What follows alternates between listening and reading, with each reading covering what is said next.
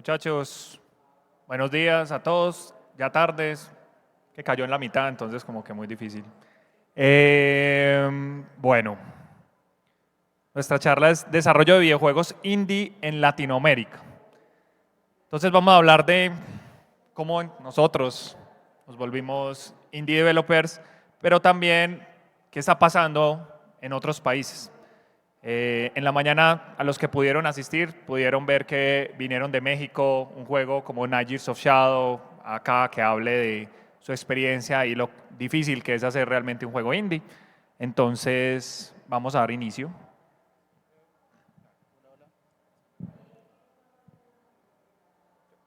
Ahora sí. Creo que una gran responsabilidad después de este super panel que acabamos de ver, de estos elders. Sí, aparece la Trinidad y unos como, siguen después. Los duros de los creadores prácticamente de la industria de videojuegos en Colombia. Y yo creo que en esta charla vamos a ver algo un poco diferente. Porque en el contexto en el que Mauro y yo comenzamos a construir los juegos fue muy distinto, ¿cierto? Estamos hablando yo creo que casi 10 o 15 años después, donde el mundo era diferente. Habían diferentes, como lo mencionaban ellos, hay diferentes herramientas, diferentes comunidades, un contexto distinto y un sueño distinto, porque si bien no hay una brecha generacional tan grande entre ellos y nosotros, digamos, espero que no, nacimos con el Nintendo, Super Nintendo, queriendo hacer nuestros juegos, pero yo creo que el sueño indie fue algo que nos tocó mucho más cerca a Mauro y a mí, digamos después del 2010, 2015, que surge todo este tema indie, o un poquito antes. Y bueno, yo creo que la idea es compartir un poco cómo lo hemos hecho y cómo creemos, o algunas ideas que tenemos que podrían ser útiles para que alguien que emprenda en desarrollo de videojuegos por el lado indie, que es es muy diferente al lado empresarial como tan estructurado, pueda realizarlo. Y Bueno, no funcionó. Sabes que yo tengo el clicker, pero bueno, listo. Alce la mano acá los que son indie developers. Listo. Me gustaría luego ver ideas, los prototipos de ustedes. Vamos a iniciar con la base. Esta sí la pongo yo de inicio. La base para Mauricio Betancourt en el diseño de videojuegos es crear recuerdos. Listo. Pongo estos niños porque me parece que cuando éramos pequeños a veces vivíamos alguna experiencia en una finca con nuestros padres, íbamos a un sitio nuevo, visitábamos, no sé, el Amazonas o Cartagena, y esos recuerdos nos llegan a la mente cada vez que pensamos en nuestra niñez. Listo. Y hay otros que luego los videojuegos empezaron a crear esos recuerdos. Y yo, por ejemplo, nunca olvidaré, y haré el spoiler más grande, cuando Chrono muere en Chrono Trigger y yo era como, eso nunca había pasado en un videojuego. O cuando Kefka destruye el mundo en Final Fantasy VI y eso para mí era como, oh Dios, ¿qué está sucediendo? Me marcaron totalmente y me llevaron a decir, yo quiero hacer sentir a las personas, quiero comunicar algo como estos genios lo hicieron con sus juegos hacia mí. ¿Listo? No sé. Entonces, voy a hablar de mí, quién soy. Soy Mauricio Betancourt, director creativo en Indie Level Studio. Soy un loco por los videojuegos. Creo que muchos de ustedes, si me conocen, saben que yo estoy en todo. A mí cada vez que me dicen vaya para algún lado, yo voy para allá. Me encanta esta industria, amo esta industria con todo mi corazón. Todos los días pienso en videojuegos, mi esposa sufre eso constantemente. Yo empecé enfocándome en ser un programador. O sea, yo dije, voy a ser el mejor programador que pueda ser para volverme valioso en una empresa, poder aprender, y por eso me tocó mucho cuando Eibar hablaba de cómo Madbricks se creó después de que el equipo de Madbricks estuvo en Efecto Estudio. A mí me pasó lo mismo, yo estuve en varios estudios y su formación y todo el sufrimiento que vi me llevaron a una sola parte, y es, si ya soy el desarrollador que soy, mi siguiente paso es si soy capaz de ser un emprendedor. Entonces cofundé con otros dos socios Indie Level Studio y durante 15 años dije, yo todavía no me siento capaz de hacer un juego del nivel que tienen los otros estudios, necesito aprender mucho más y entonces empecé a hacer videojuegos educativos, videojuegos de World for Hire, videojuegos para empresas, porque si era capaz de hacer divertir a personas que eran cero afines a videojuegos, podía hacerlo ya con mucha más facilidad en la industria del entretenimiento. Y eso me llevó, después de 15 años, a poder sacar por fin una IP que es Logicubes, que la pueden encontrar en Steam, que ha ganado premios, que le ha ido bien y que me han demostrado que por fin tengo el talento para poder seguir creando propiedades intelectuales y poder comunicar con mi talento los juegos que siempre me he imaginado. Sí, yo creo que es importante lo que cuenta Mauro porque no es excluyente, ¿cierto? Lo que compartían ahorita las personas en el panel acerca de uno coger experiencia trabajando en otros estudios ya establecidos que ya la han sufrido, no es excluyente con desarrollar un videojuego indie. Muchas veces por la escala de un videojuego indie, digamos que uno podría engañarse y podría decir, no, es que yo en realidad quiero hacer es un juego pequeño, no necesito adquirir tantos conocimientos, digamos porque es pequeño en escala de producción. Entonces creo que igual, y ya vamos a ver que hay muchos tipos de juegos indie en lo que vamos a discutir, todas esas experiencias que adquiera uno en otra empresa siguen siendo súper valiosas. Bueno, yo me llamo Santiago Zapata, soy un desarrollador indie de videojuegos. He creado bastantes juegos, soy muy apasionado por continuamente crear nuevos juegos, participar en game jams. Este año creo que he hecho como 6 jueguitos al menos, pequeños, ¿cierto? Discutíamos ayer que cada juego no tiene que ser un éxito comercial. Un juego le puede dejar a uno pequeñas enseñanzas que puede aplicar después en otros proyectos. Y creo que es un poco lo que hago. Estar creando constantemente, ideando, experimentando, validando. Otra cosa que vamos a ver ahorita como en las recomendaciones que tenemos. Y siempre intentando, y creo que es algo que sí me diferencia un poco, finalizar los juegos. Que no quede como en una idea medio hecha en el aire, sino un juego completo, así sea pequeño, que es una habilidad que es bastante útil para uno construir ya juegos más grandes, creo yo. Soy el fundador de Slashware Interactive. Hemos publicado 2 juegos, bueno, un juego y medio en Steam, se podría decir, porque tenemos Ananaya Roguelike, que es un roguelike tradicional que ya está desde el 2018. Y tenemos también Nova Mundi. Nova Mundi está en Early Access, en acceso anticipado, y lo estamos sacando este año, pues ya el release completo.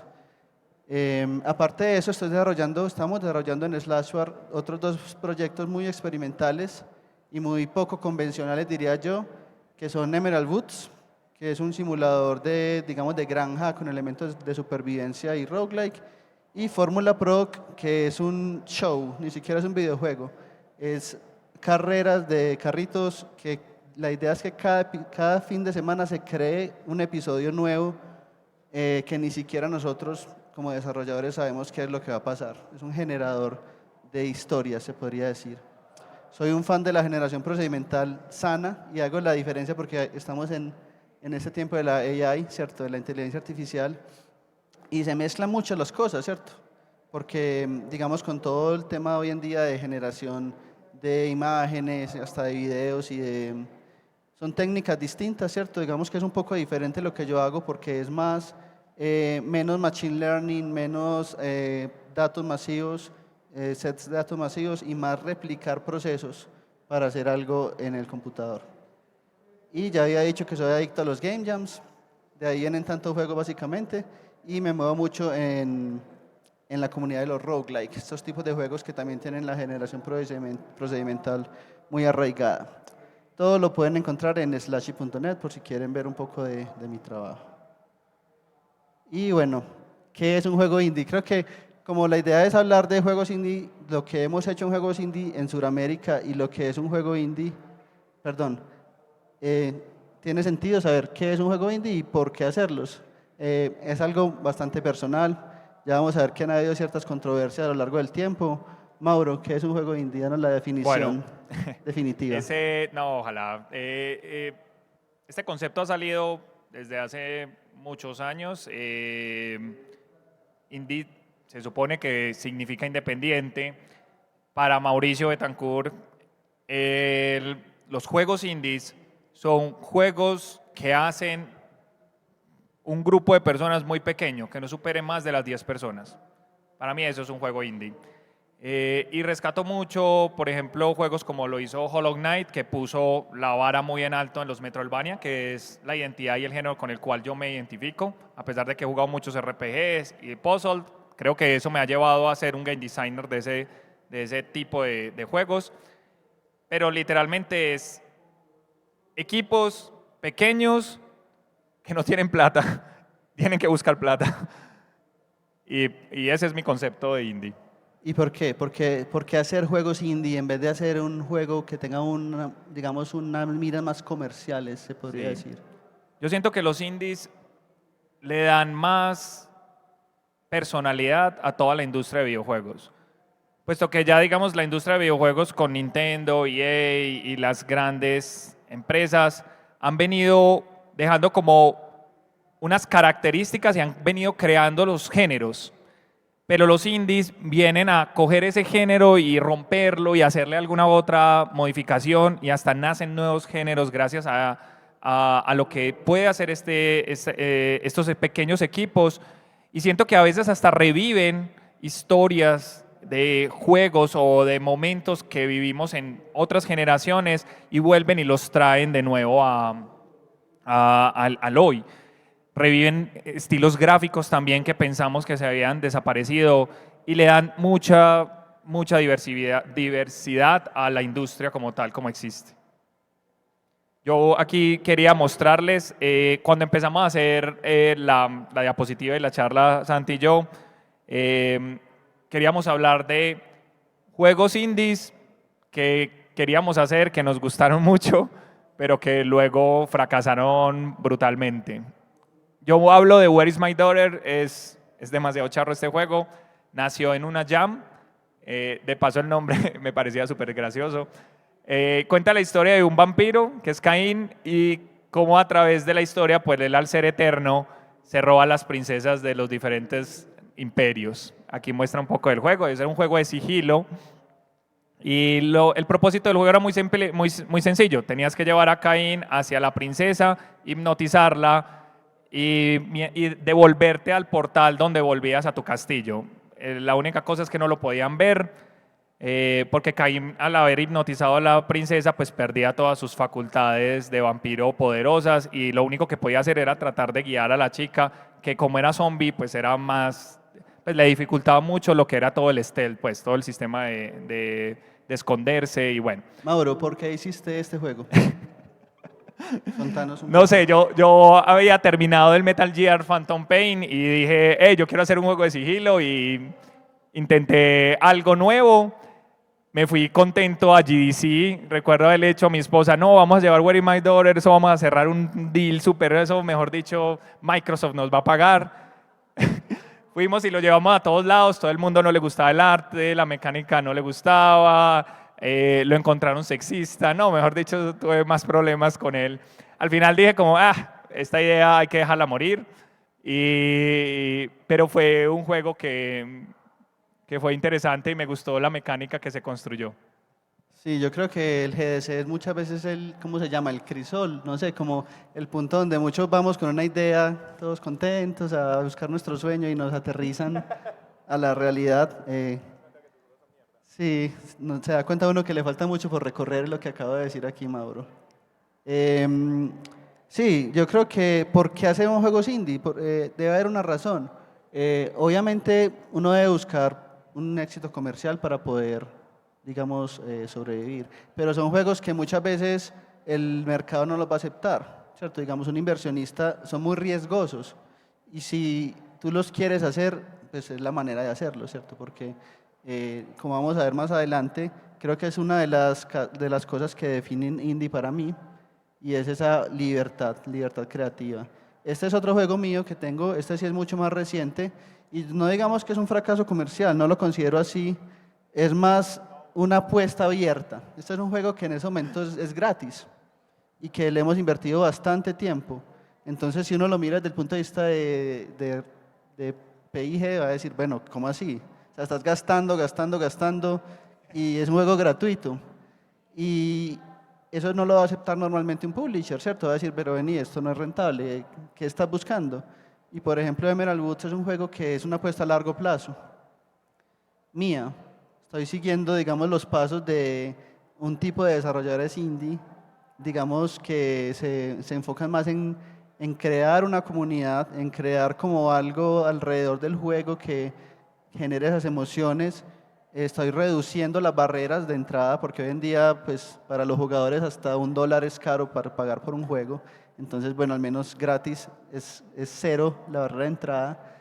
Y pensando más en el futuro, Emerald Woods es un juego que mezcla conceptos de diferentes juegos y vamos detrás de ser el Dwarf Fortress o el Caves of Cod de Colombia. Son juegos que tienen un nicho muy pequeño, pero que son gente muy apasionada por él y que eventualmente son éxitos comerciales, ¿cierto? Digamos que no se descarta lo uno de lo otro, pero es un riesgo inherente que quizá no esté en otro tipo de juegos. Y aquí vuelvo a hacernos la pregunta entonces, si funciona esto. ¿Qué es un juego indie? En la pantalla está Dave the Diver. Recientemente,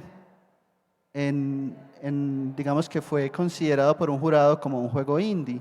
Y entra la pregunta, Mauro tenía la idea de que el juego indie era hecho por un equipo de 10 personas o menos personas. Este es un juego que fue, digamos, fundado no, que le dieron los fondos Tencent, una empresa gigantesca de millones de dólares, y generó mucha controversia, como venga, eso va en contra, por ejemplo, de lo que dice aquí Mauro, ¿cierto? Entonces la gente empezó a preguntarse, pero entonces, ¿qué es indie? ¿Por qué lo consideran indie? Muchos decían, es la estética o es el feeling indie. Y yo creo aquí, mi opinión al respecto, porque como decía Mauro, es una opinión muy personal. Ser indie es cuando el director creativo del juego tiene toda la libertad para decidir qué hacer con el juego, con la plata. Lo cual es súper riesgoso, ¿cierto? Si cualquier persona en cualquier estudio va a decir esto, uy, no, ¿cómo le van a dar la plata a ese loco? ¿Cierto? Porque es la persona menos indicada para darle la plata, es el que está soñando, el que está jugando, digamos, evolucionando. Y bueno, obviamente se gana la experiencia a lo largo del tiempo en cómo hacer buen uso de esos recursos y hasta dónde puede llegar uno. Pero sí, yo creo que eso es lo que hace una diferencia en un estudio indie. No tanto el tamaño. Yo creo que uno puede ser indie. Si a mí me dan $1.000.000 y me dicen haga usted lo que quiera, yo sigo considerándome indie. Así pueda contratar a 30 personas. Pero si me dicen, vamos nosotros a definir ciertos aspectos del juego porque tiene que ser mercadeable y tenemos que incluir esto para ajustarnos a cierto mercado y eso va a comprometer un poquito la visión del juego, es donde para mí se hace un poco difícil. Ahora, hay un problema muy grande con este tema y es, igual se necesitan recursos para poder hacer el juego, ¿cierto? Porque de ahí viene el compromiso. Si no se necesitaran recursos, pues no hay problema. Uno hace el juego, tiene la gente y lo hace, pero yo creo que el conflicto de ser indie y el crecimiento o no de la empresa viene muchas veces de que necesitamos dinero para poder financiar estos juegos que pueden ser bastante caros. ¿Qué opinas, Mauro, de este tema? Yo pienso que ese otro juego sí no merecía estar ahí por todos los lados, porque el hecho de que estemos hablando de financiación y que ellos no necesiten eso, para mí ya rompe lo que es un indie, lo que realmente significa esa aventura de hacer juegos, pero también sufrir con el presupuesto, saber que no tengo el dinero y toca ser recursivo. Yo recuerdo un game designer muy duro de Shovel Knight que el man no tenía plata, ya el juego estaba casi terminado y había un problema de diseño y normalmente un game designer junior pues siempre agrega una nueva mecánica o trata de eso, nunca coge los recursos, entonces este game designer muy pro llegó y dijo, no, venga, vamos a hacer que el sistema de grabado funcione de esta forma para que si tenemos un jugador novato, pueda disfrutar de esto. Pero si tenemos un jugador que es muy bueno, también pueda disfrutar de la misma mecánica. El hecho de ver cómo pensó con los pocos recursos que tenía para resolver un problema del diseño lleva a que ya tienes que tienes que ahorrar un montón de cosas y para mí eso ya representa lo que es la aventura de ser un indie developer. Viendo al otro equipo que literalmente pusieron locos y pero tiene plata infinita y puede hacer lo que le dé la gana, pues sí está muy, pues ya la tiene mucho más fácil. Y aquí hablando pues de las cosas de financiación es lo que nos vamos a encontrar y a sufrir constantemente. En Colombia hacer un crowdfunding es muy duro, casi que yo creo que nadie ha hecho o ha logrado coronar algo de esto. Es bueno conocer lo que hizo, digamos, la gente de Nightmares of Shadow y otros de Chile y varias personas que han logrado coronar eso y que ojalá en Colombia podamos tener esa oportunidad de montar nuestros juegos, sobre todo en un crowdfunding. Hablo de juegos, por ejemplo, Metroidvanias o juegos puzzle o juegos que no son tan fáciles de conseguirle un publisher. Esta es una gran apuesta donde uno sí puede realmente conseguir el presupuesto que necesita para completar el juego. Sí, yo creo que hay muchos temas de regulación todavía en Colombia que son muy cerrados y que no dejan que ese tipo de cosas funcionen. Kickstarter, hasta donde sé, a no ser que haya cambiado el último año, no funciona en Colombia. Tú no puedes crear una campaña de Kickstarter y recibir los fondos transferidos a tu cuenta de Colombia.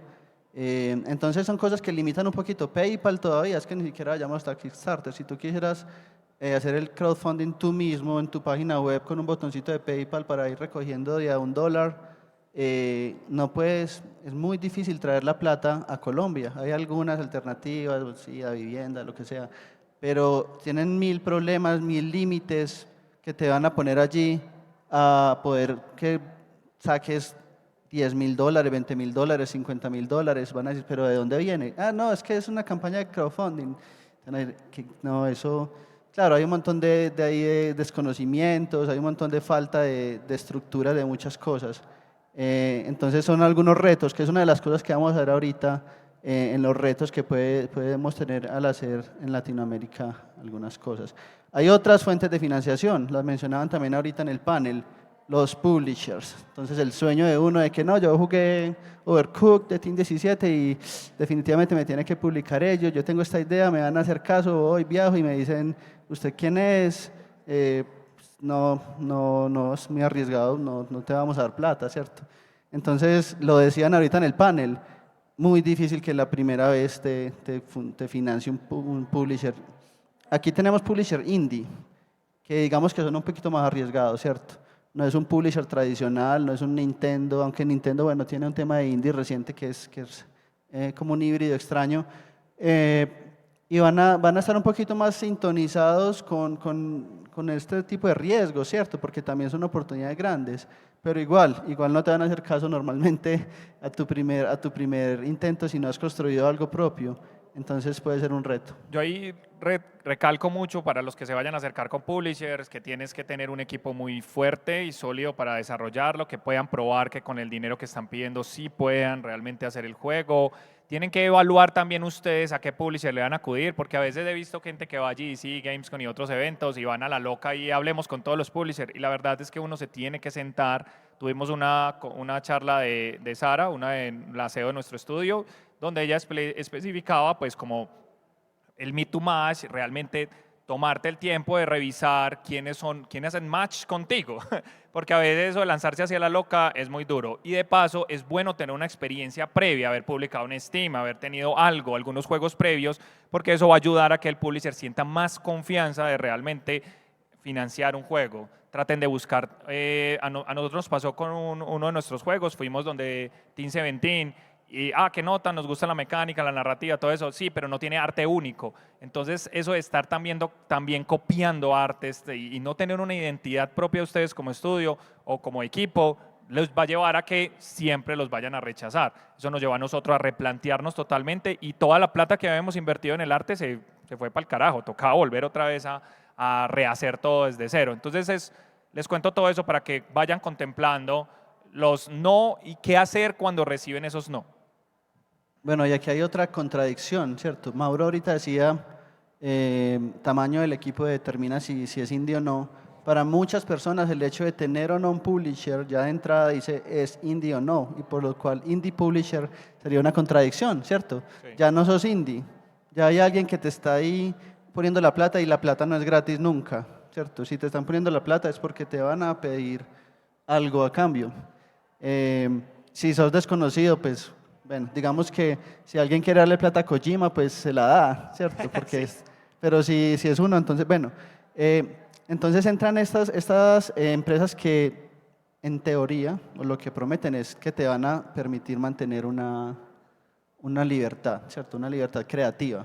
Nuevamente, para mí, lo más importante de ser indie, libertad creativa. Hay más fuentes de financiación, fondos, concursos. No, también, no es una sola, ¿cierto? Uno debe buscar fondos por donde los pueda conseguir. En el caso de Novamundi y también en los proyectos de Mauro, han acudido a Crea Digital, por ejemplo, que es un programa, digamos, mezclado del Ministerio de Cultura y de TIC, que es bastante interesante, ¿cierto? Tiene sus cosas, hay mucho que hacer ahí. Recientemente en el sofá, con Tan Grande Jugando, hubo un panel con el Ministerio de Cultura y se tocaron temas interesantes allí de cómo se debe abrir más ese tema de lo que es cultura, ¿cierto? Porque aquí queremos hacer juegos masivos, bueno, o al menos que no estén limitados temáticamente por muchas cosas que se consideran culturales. Entonces, esa es una de las cosas que Crea Digital ha estado evolucionando y yo espero que en años siguientes se pueda abrir más a que esos fondos, esos proyectos que participen allí, la cultura de Colombia no es solamente la historia de Colombia, ni las culturas indígenas o las culturas de las ciudades, sino lo que construimos en diferentes temas usando toda nuestra vida, nuestras experiencias en la vida.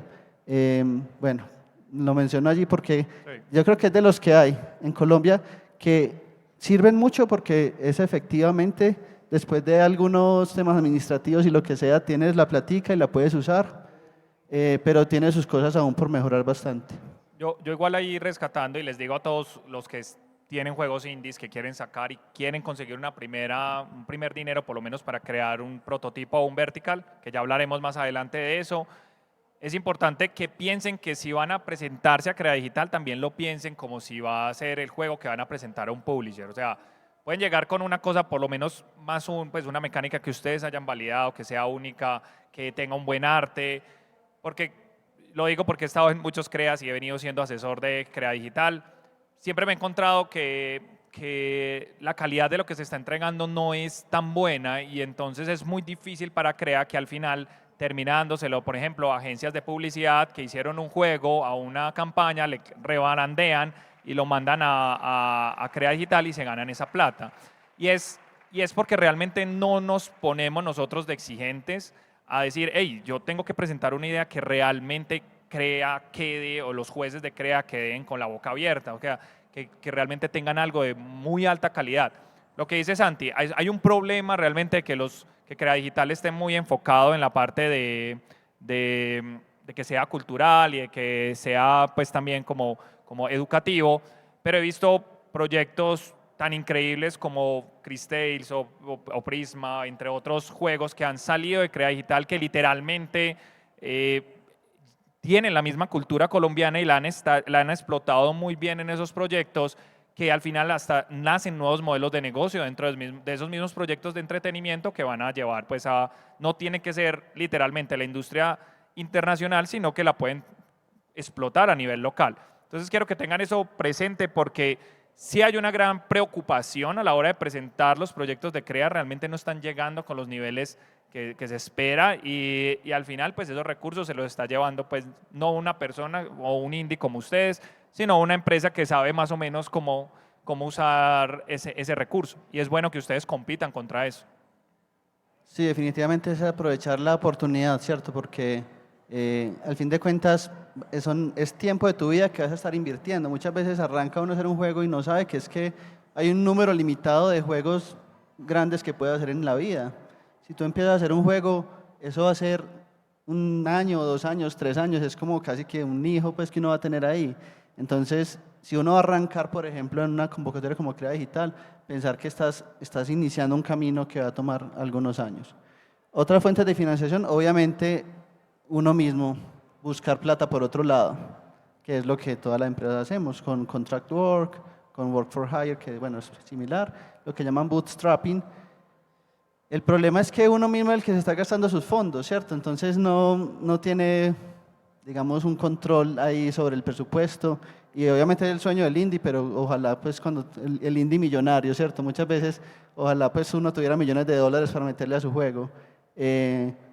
Yo creo que esta es la que inmediatamente tenemos a disposición, a no ser que uno tenga una herencia o algo así, o se gane la lotería, pues toca sacar la plata de alguna parte, ¿cierto? Y muchas veces las empresas indie lo que hacemos es pasar de un bolsillo para otro, empezar a invertir en el desarrollo de los juegos.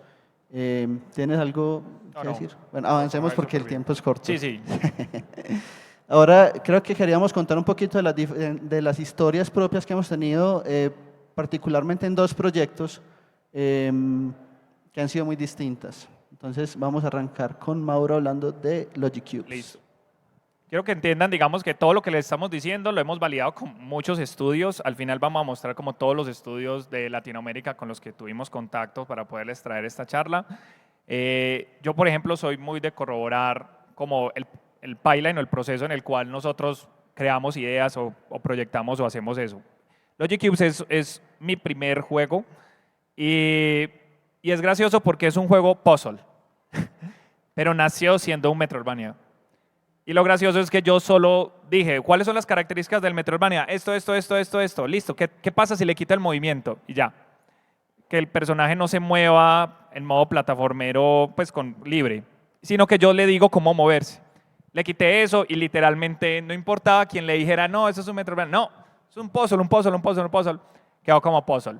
Pero lo interesante es que como partió siendo un Metroidvania, el hecho de en un puzzle poder regresar y hacer backtracking, tener toda la parte de un montón de niveles que realmente representan como las diferentes salas a las que puedes acceder y que eso ya no es un solo escenario, sino que es un universo el que habíamos creado. Yo te haría contar la historia de cómo se hacen los juegos indies y ahí fue donde puse a Wiz, que era como el personaje, el cabeza del libro, es como el game designer. Está Arte, que es el pincelito, música por allá por atrás, está código arriba, pues ahí saltando. Pero las 2 entidades cósmicas que ven ahí al fondo es el tiempo, que es la experiencia que llega y te dice a vos puedes emprender. Y por último está el inversionista, que realmente es el arquitecto, porque al final este es el que da el dinero y es el que te va a llevar pues para a otros universos, pues otros niveles. Logic Cubes parte con esa idea y si pasa a la siguiente, empieza, y aquí hablo de los 3 procesos que digamos uno va haciendo. Partió siendo ese prototipo de allá, donde literalmente era un mundo cúbico que era como una escena y que la resolvías llegando a la puertica, al portalcito. Luego construimos un vertical slice donde ya empezamos a agregar pues más elementos de juego y por último, y aquí algo muy importante, lo llevamos a eventos y todo el mundo le encantaba, estaba muy bueno, pero el arte, nuevamente, ese arte está muy feo, ese arte es muy viejo, ese arte ya pasó de moda, entonces el equipo le dio rabia y dijo, vamos a hacer un arte súper loco, se basaron en Zelda Breath of the Wild, en Hop, un montón de juegos y crearon este estilo que al final se volvió pues el estilo que definió realmente Logic Cubes y que nos lleva a nosotros a crecer también como estudio en una calidad donde ya podemos llevar nuestros juegos y que esa calidad hable también de nuestra empresa y de nuestro estudio. Y ahí está el release, que lo pueden ver en Steam, si lo quieren jugar, es un juego difícil. Si eres un programador, sí te digo que fijo debes jugar este juego. Cosas de la vida, yo tengo una amiga que es neurocirujana, me invitó a un grupo de neurociencia, me pidió el juego y validó que el juego puede diagnosticar y estimular el pensamiento lógico y crítico, pues. Entonces, es que eso es literalmente con lo que te das cuenta que un programador va a ser un buen programador. Si no te toca la de Rock Lee, que hay que perseverar a lo loco para poder volverte un buen programador. El juego tiene esa ventaja, lo recomiendo mucho, pero miren qué cosas así van naciendo y ni siquiera uno las pensó. Yo pensé hacer un Metroidvania y terminé haciendo un puzzle, entonces, bueno, cosas que pasan. Sí, es increíble porque es un juego indie acerca de cómo hacer un juego indie, Indieception allí. Y bueno, Mauro no lo mencionó, pero yo creo que detrás de toda esta construcción que ha tenido Logic Cubes, detrás de toda esta evolución más bien, está la construcción de una empresa de servicios rentable para poder hacer esta realidad, ¿cierto? Sí, ningún publisher nos quería, entonces al final era crear digital, ganar concursos. Nosotros le llamamos llenar las arcas, o sea, le empezamos a trabajar a Bancolombia, Sur, esas cosas, llenábamos las arcas y era como, bueno, ya tenemos plata, vamos a seguir metiéndole a Logic Cubes. Y después de 4 años lo logramos, se logró conseguir la plata para poder publicar. Entonces sí, es como un camino largo, ¿cierto? Para poder llevar a cabo el tipo de juego que uno quiere hacer, ¿cierto? Por eso es muy importante lo que hablaban del foco. Y Mauro sabía lo que quería hacer, él quería esta mezcla de géneros, quería esta visión o este estilo visual que tiene un costo y que requiere pues, ciertas inversiones para hacerlo. Yo también quiero compartir un poco de la historia de Nova Mundi, ya que hablamos un poquito de Logic Cubes Nova Mundi. Voy a devolverme. Es un juego que está, creo que yo lo había mencionado, está en acceso anticipado en Steam, o sea, en este momento ya se puede adquirir, esto es nuestro segundo juego que tenemos en Steam y es un juego de exploración, básicamente. Es difícil, digamos, describir el género de Nova Mundi porque no es un RTS, no es un juego de estrategia en tiempo real, no es un RPG porque no es profundo, digamos, en la historia que se está desarrollando.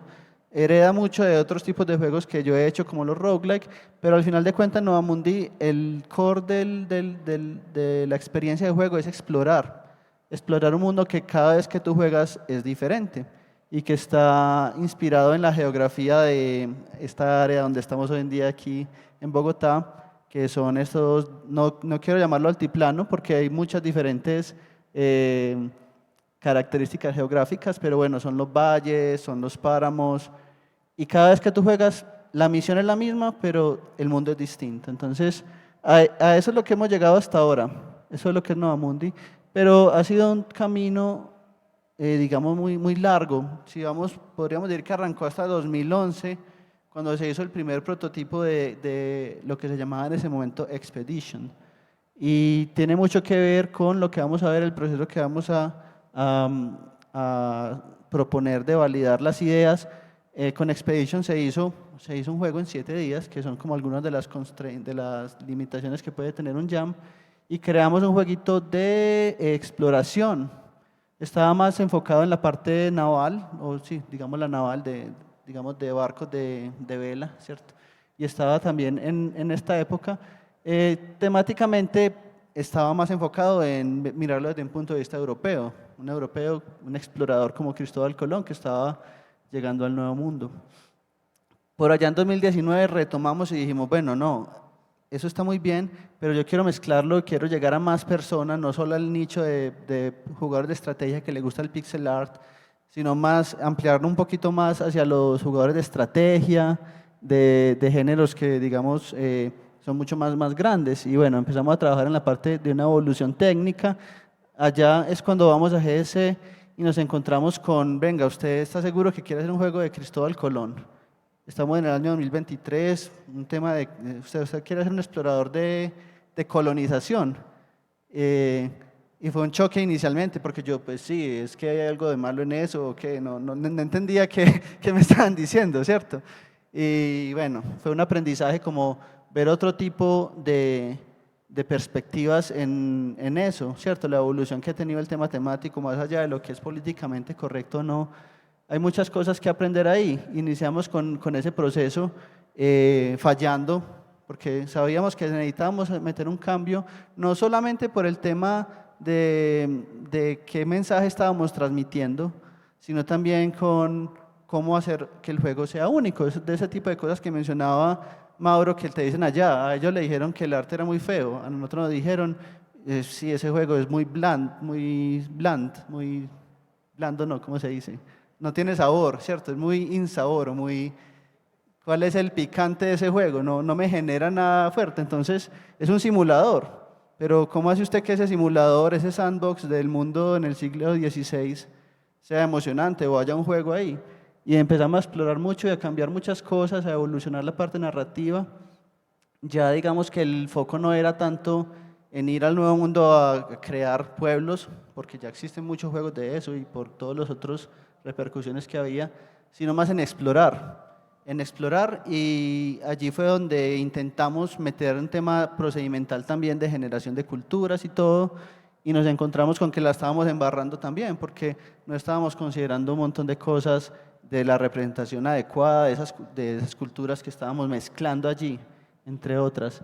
Y bueno, hemos seguido avanzando. Creo que lo último y lo que hemos hecho después de recibir todo el feedback, después de estar en acceso anticipado, que al fin de cuentas la idea de estar en acceso anticipado es obtener realimentación por parte de un grupo grande de jugadores, es enfocarnos más ya en el gameplay, ¿cierto? Venga, esto tiene que ser jugable quitándole todo el tema, quitándole toda la historia, quitándole todo digamos, la pintura temática.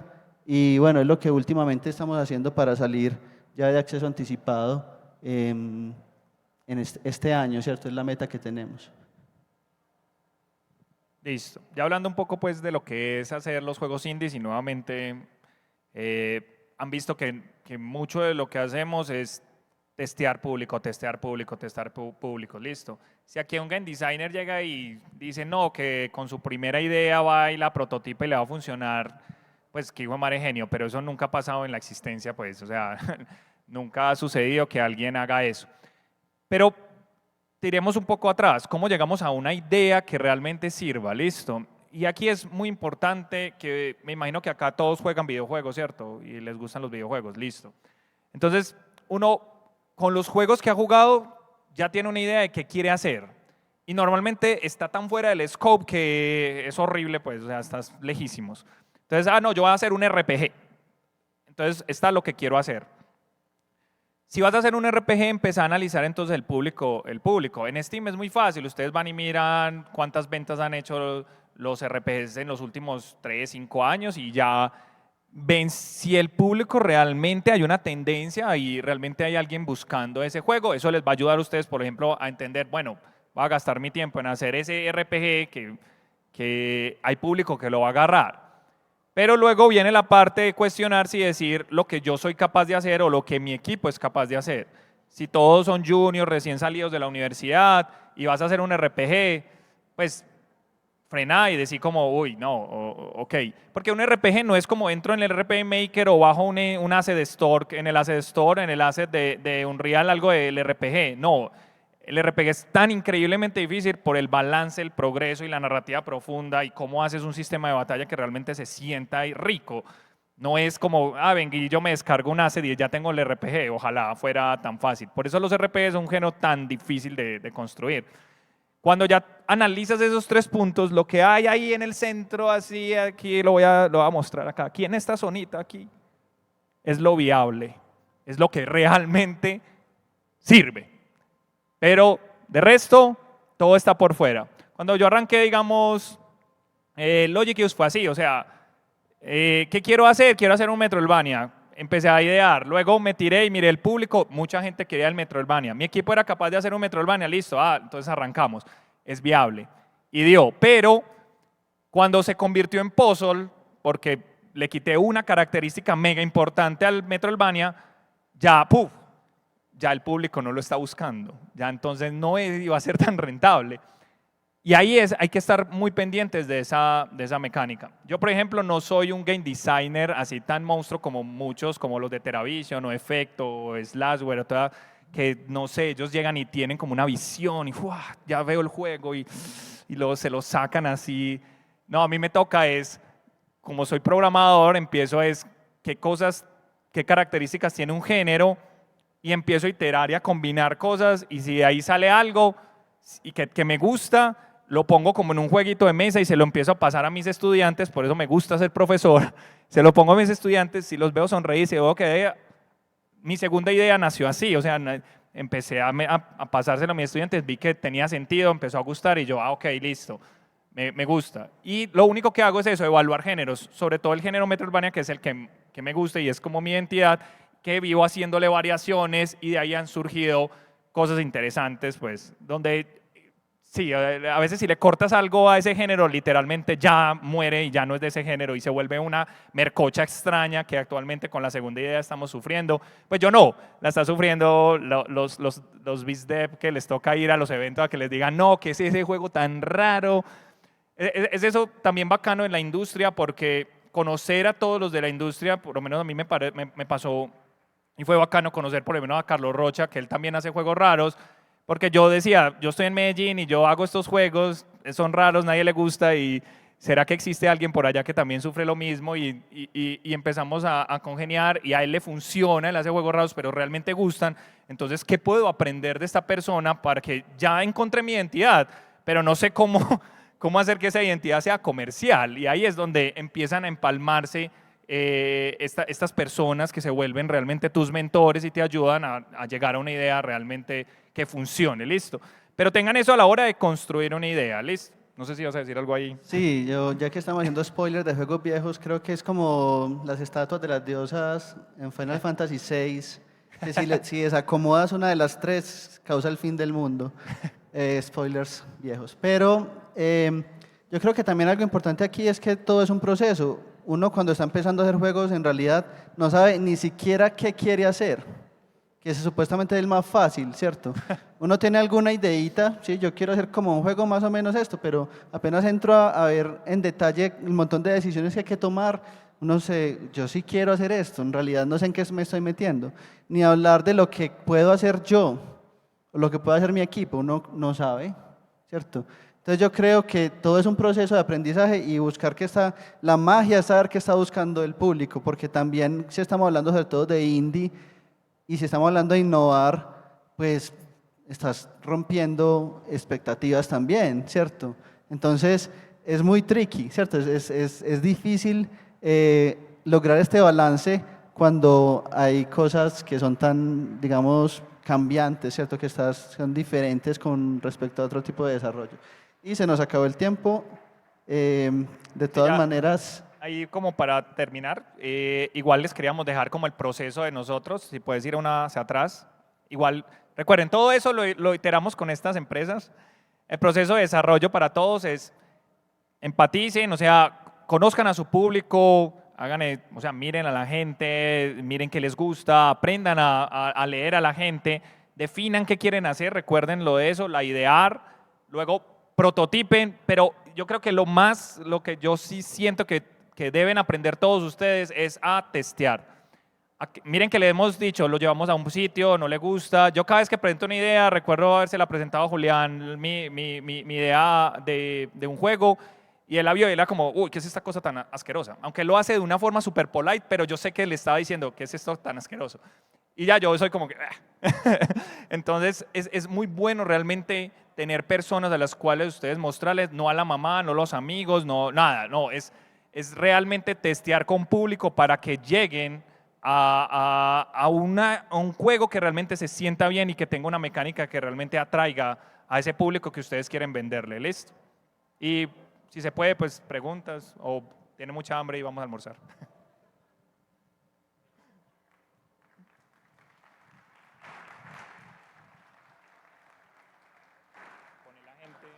Gracias por habernos acompañado el día de hoy. A continuación, para cerrar esta conferencia con broche de oro, les tenemos unos premios, pero si nos responden unas preguntas, ya que estuvieron muy atentos en la conferencia, ¿verdad? La primera pregunta es, Mauricio, menciona una base para crear videojuegos. ¿Cuál es? Una base... ¿Un ruido? No. Lo mencioné al principio.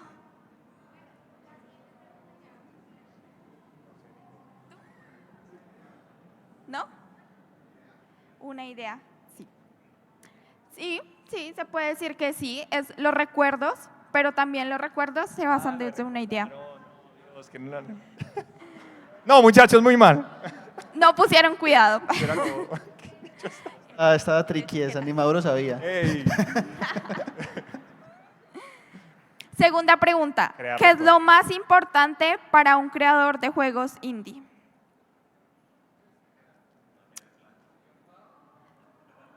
Libertad creativa. Muy bien, felicitaciones, el de camisa blanca. Pero ¿cómo? Tercera y última pregunta. ¿Cuál es el nombre de la convocatoria lanzada por Mintic y el Ministerio de Cultura? No, pero me tienen que levantar la mano, muchachos. Sí. Muy bien, sí, felicitaciones. Muchísimas gracias a todos por haber asistido y participado. Muchas gracias. Los esperamos Muchachos, a las gracias. 2 de la tarde y no olviden seguirnos en nuestras redes sociales @Ministerio de Cultura. Descarguen nuestros juegos también en Steam. ¡Ey, jueguen nuestros Los juegos! GQ. ¡Por No, Dios! Mundi. Gracias. Gracias, hasta luego. No, no,